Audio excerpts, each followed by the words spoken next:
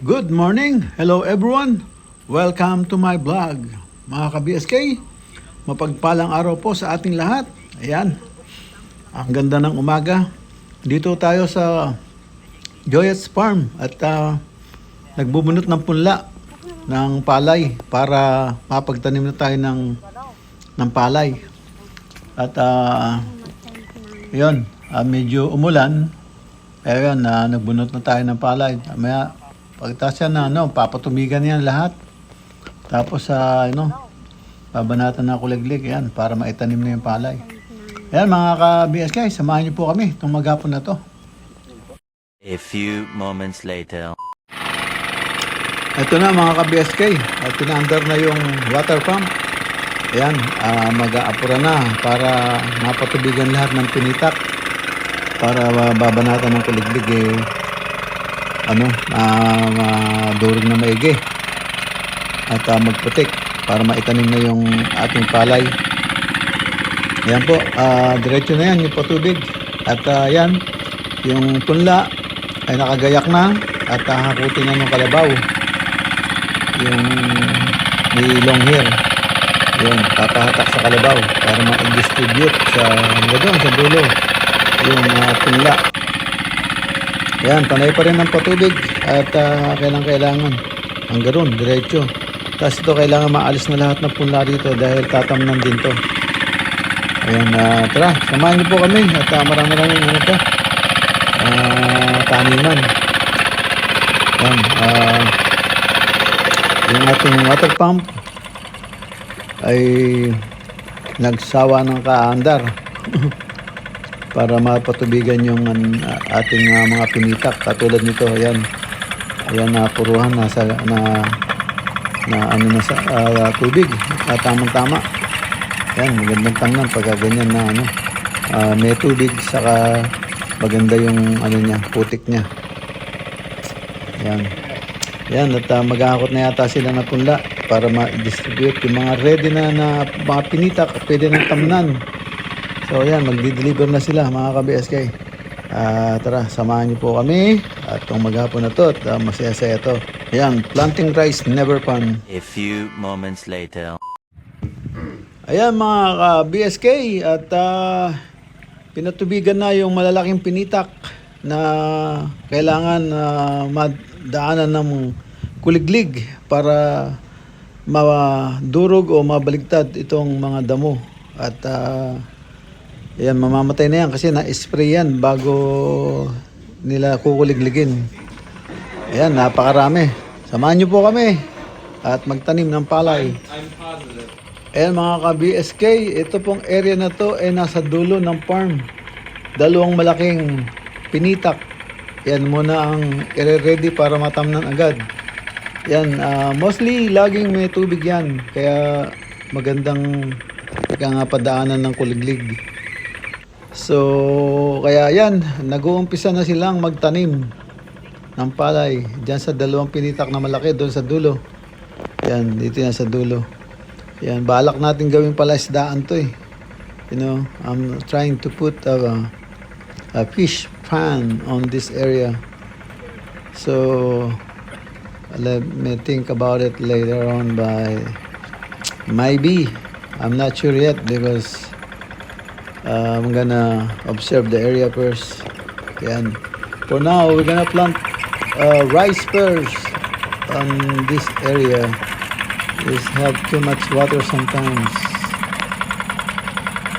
Yan, at yung kuliglig, bumabanat na naman para tapos na siya sa dalawang pinitak, kaya linipat na siya. At tinitira niya ngayon itong susunod na mga pinitak na ano, para matamnan ulit. Yan, matamnan ng palay.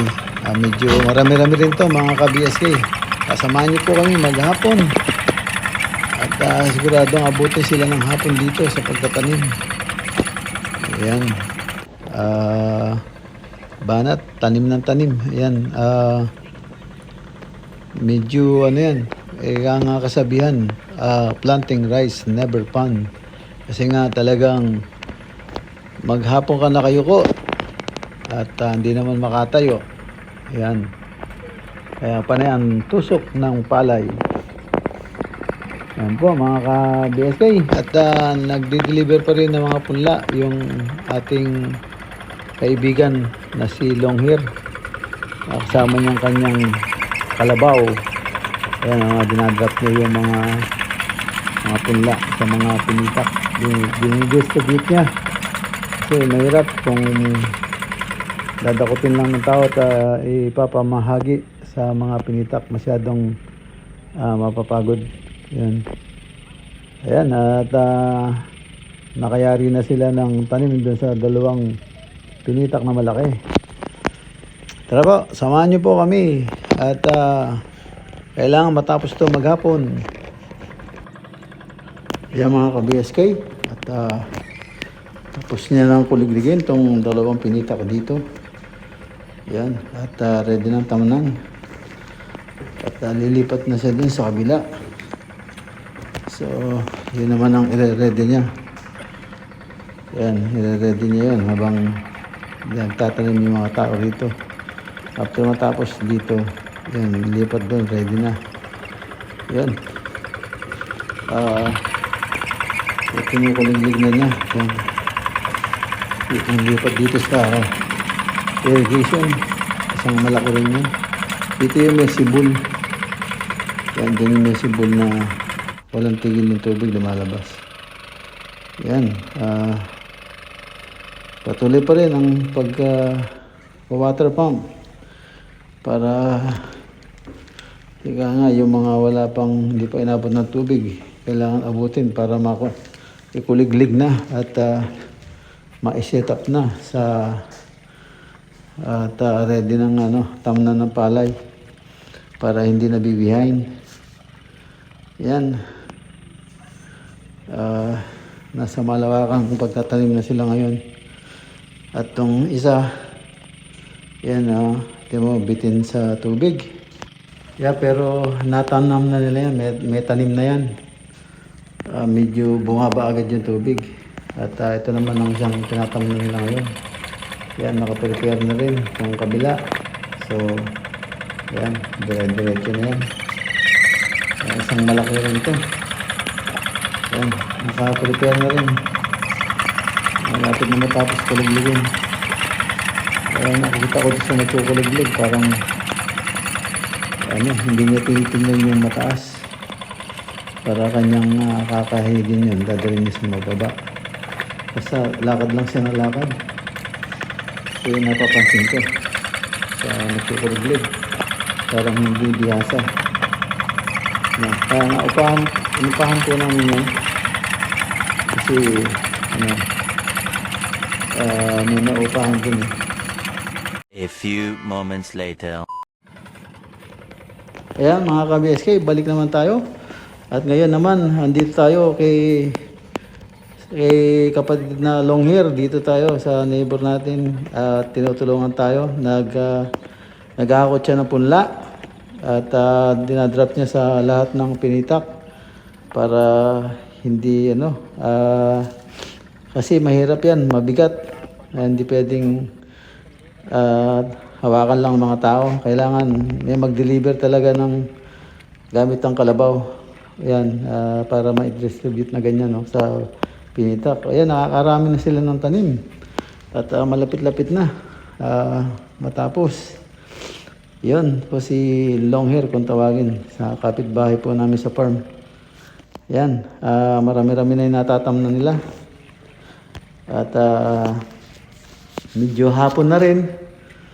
Kaya ano, yan, matatapos to. So, matatapos. At maaga-aga pa naman.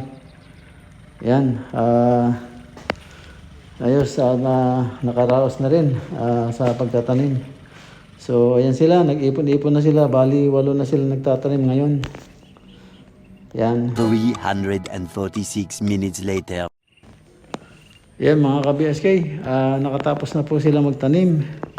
At ito, flashback natin uli at babalik tayo dito sa dulo. Kukunan natin ng video. Kung yan makikita mo parang yung iba nakahiga o tutubo po yan. Yan, yung palay hindi naman po maselan yan. Ayan, tapos na po sila nagtanim. Ayan, natanim na lahat Ayan Ayan. Din sa kabila ng irrigation, tapos ito diretso doon. Ayan, umahon na yung mga tao kanina. Ayan, nagmerienda muna. Tapos sabay uwi na kasi nakatapos na sila ng pagtatanim. At talagang yan tinapos nila ng gusto. So, yan po. Ayos, maghihintay na lang tayo ng 6 to 7 days. Yan, mga ganon. Mga ganon, ng ano ko lang.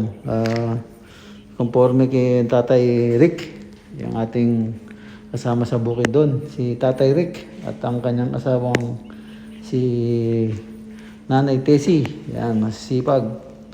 Masipag sila na yung si Nanay Tessie, ang maliksi. Ayan nakikita nyo, steady na yung tubig. At yung palay nakatanim na lahat. So, hindi mo napapatubigan yan kasi baka lumutang yung iba, Sakto lang yan. Saktong may tubig lang.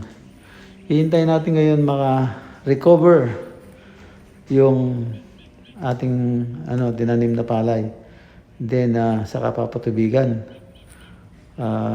Yan. Pag napatubigan, saka hagisan ng abono. Para steady yung tubig. Walang kagalaw-galaw. Andun lang abono, matutunaw. Kakainin ng palay. Yan. Biglang sibol ang mangyari. Biglang laki yung mga palay.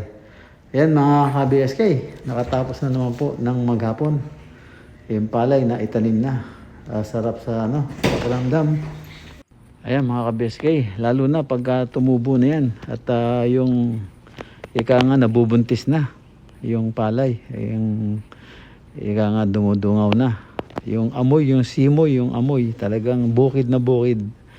Ang sarap maglakad-lakad. Kaya talagang mapipil mo na nasa bukid ka talaga.